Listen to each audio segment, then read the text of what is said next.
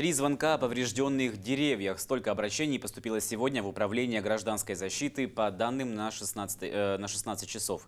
Так, например, из-за сильного ветра на Курганском переулке 3 обломилась ветка ясеня. Тем самым дерево перегородило одну из полос дороги. На кадрах видно, автовладелец, чтобы проехать в сторону Свердлова, объезжает преграду по встречной полосе.